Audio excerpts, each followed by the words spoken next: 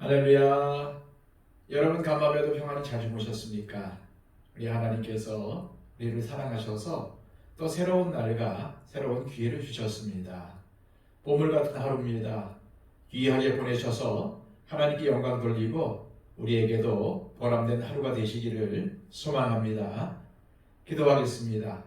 아버지 하나님, 우리를 귀하게 여겨주시고 예수 그리스도의 십자가 사랑으로 우리의 모든 것들을 덮어주시고 안아주심을 감사합니다.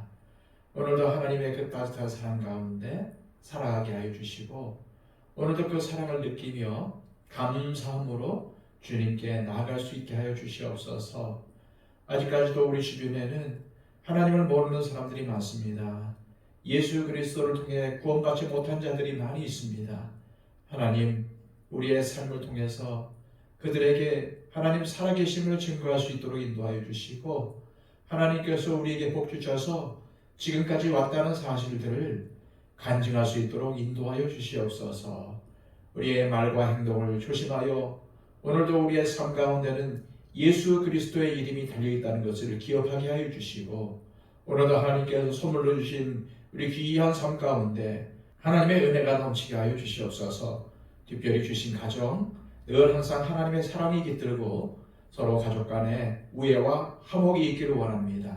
주님께서 우리의 가정을 지켜주시고 예수 그리스도의 가정으로 늘 새롭게 세워져 갈 수 있도록 축복하여 주시옵소서. 예수 그리스도의 이름으로 기도하옵나이다. 아멘. 다 함께 찬송가 435장 찬양 드립니다.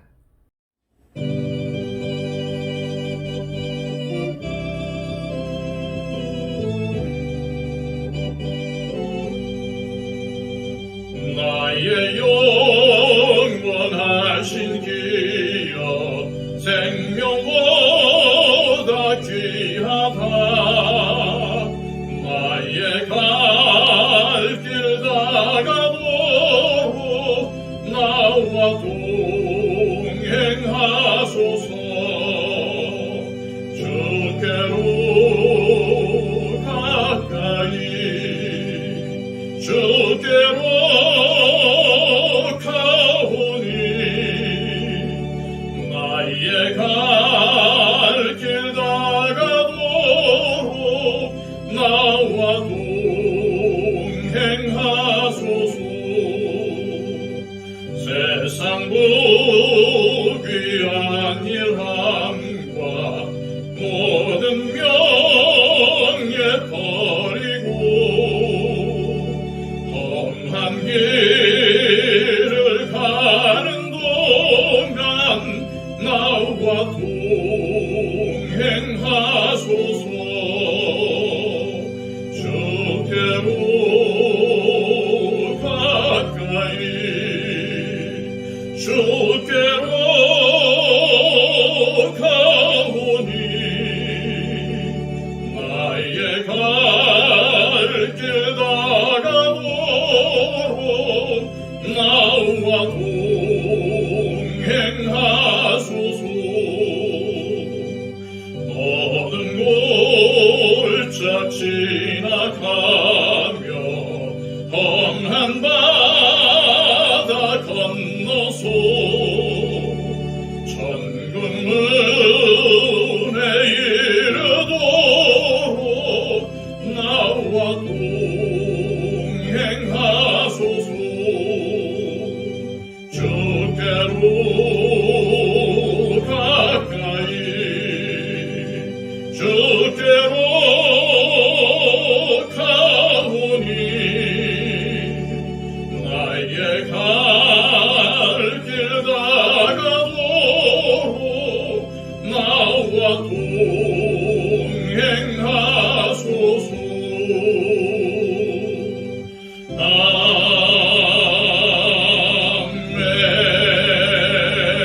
아멘. 이 시간 우리에게 주시는 하나님의 귀한 말씀은 신약성경 골로새서 3장 18절에서 22절까지의 말씀입니다. 신약성경 327쪽입니다. 아내들아 남편에게 복종하라. 이는 주 안에서 마땅하니라. 남편들아, 아내를 사랑하며 괴롭게 하지 말라. 자녀들아, 모든 일에 부모에게 순종하라. 이는 주 안에서 기쁘게 하는 것이니라. 아비들아, 너희 자녀를 노엽게 하지 말지니 낙심할까 함이라. 종들아, 모든 일에 육신의 상전들에게 순종하되 사람을 기쁘게 하는 자와 같이 눈가림만 하지 말고 오직 주를 두려워하여 성실한 마음으로 하라. 아멘. 오늘 본문은 예수 그리스도를 주님으로 받고 주님 안에 믿음으로 뿌리 박은 새 사람을 입은 그리스도인들이 가정에서는 어떠한 삶을 살아야 하는지에 대한 권면입니다. 바울은 율법주의와 천사 숭배의 잘못된 가르침에 영향을 받아 어려움 가운데 있는 골로새 교회를 다시 새롭게 하려면 교회는 물론 가정 역시도 복음 안에 바로 서야 한다는 사실을 가르친 것입니다. 18절 말씀입니다. 아내들아, 남편에게 복종하라. 이는 주 안에서 마땅하니라.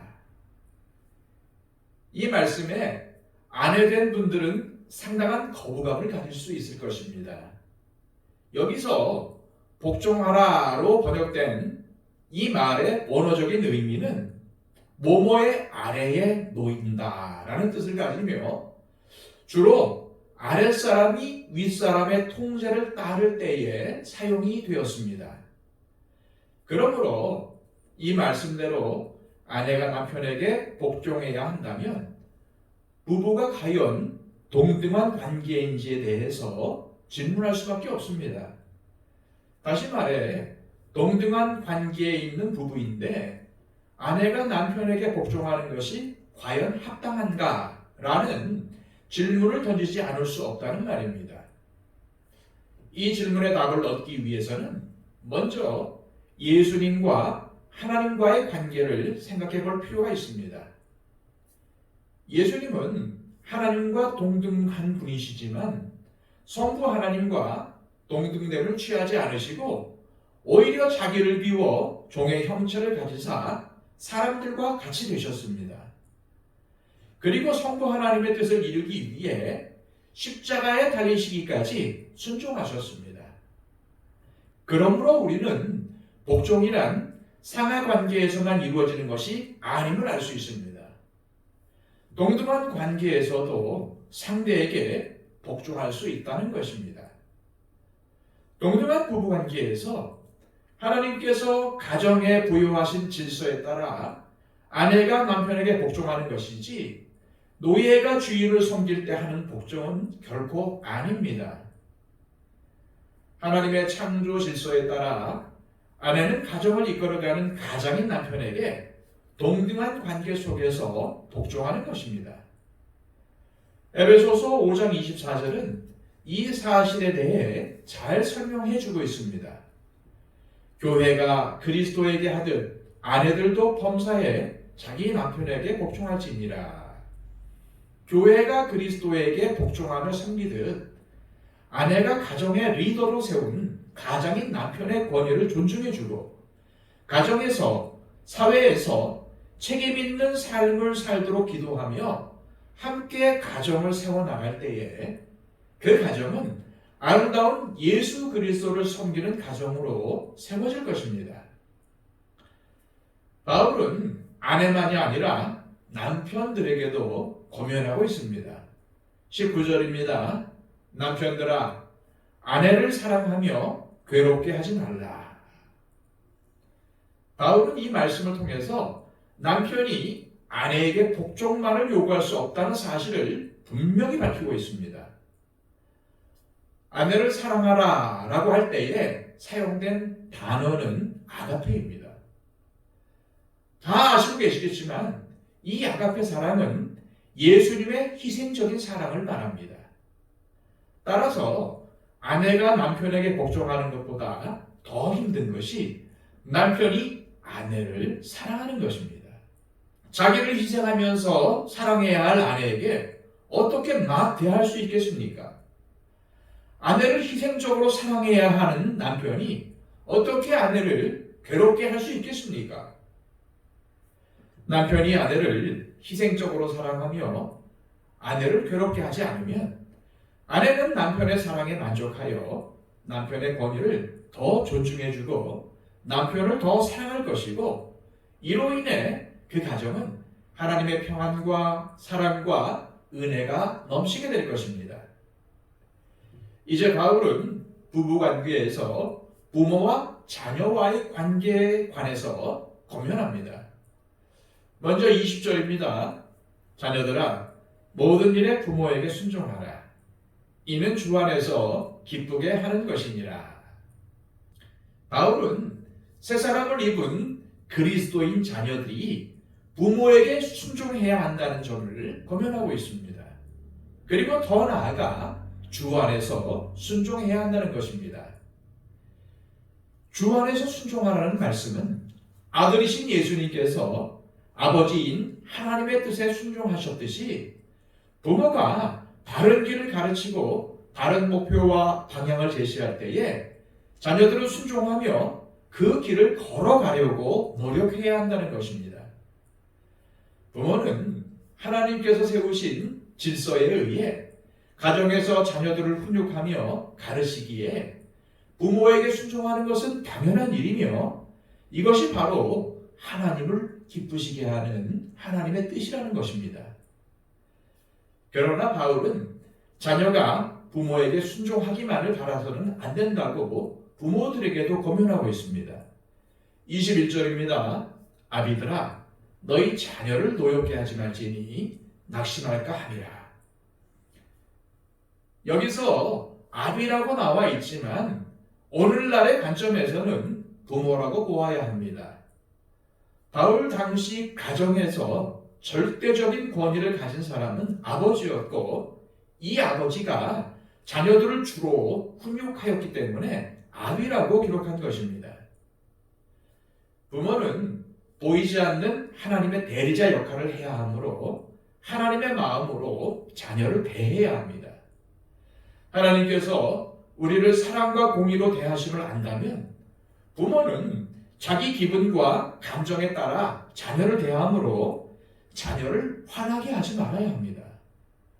왜냐하면 자녀는 부모의 소유물이 아니며 부모 마음대로 조종할 수 있는 도구가 아니기 때문입니다.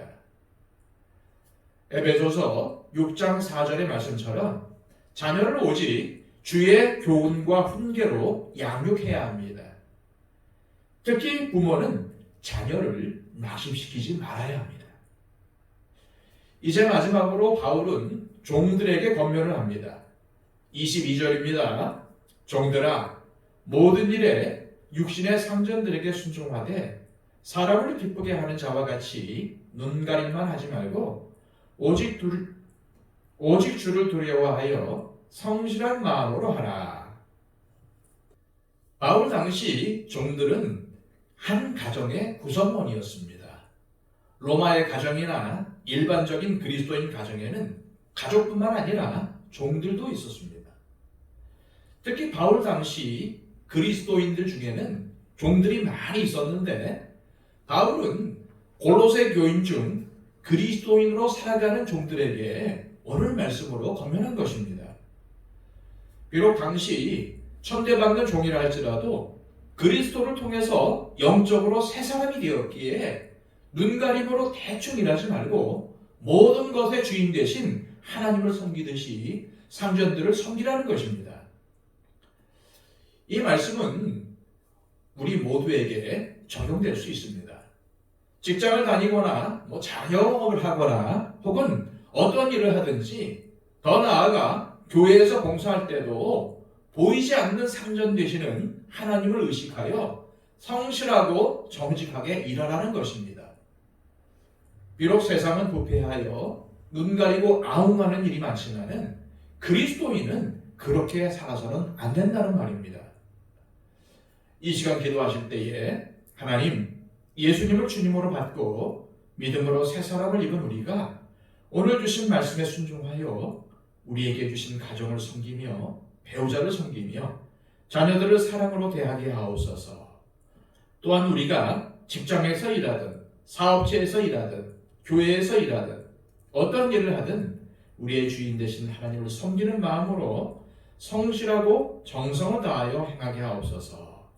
그리하여 가정과 교회와 사회에 빛과 소금의 사명을 실천하며 살게 하옵소서. 기도하시기를 바랍니다. 그리고 우리의 중보가 필요한 모든 분들을 위해서 기도해 주십시오. 박영채 집사님을 비롯한 이순희 권사님, 그리고 김영순 권사님, 이복진 권사님을 위해서 기도해 주시고요. 그 밖에 여러 가지 육신의 약함과 질병을 갖고 계시는 분들을 위해서 간구해 주시기를 바랍니다. 어려움 당하고 있는 우리 형제자매들을 위해서 기도해 주시고요. 무엇보다도 아직까지도 예수님을 모르는 우리 주변에 있는 사람들을 위해서 중보해 주시기를 바랍니다. 한국교회와 우리 교회를 위해 기도해 주시고 또한 선교사님들의 사역들을 위해서 기도해 주시기를 바랍니다. 전쟁이 일어나고 있는 곳이 있습니다. 위에서 기도해 주시고 기근과 지진으로 인해서 어려움 당하고 있는 민족들을 위해서 간구해 주시기를 바랍니다. 우리 다 함께 기도하겠습니다.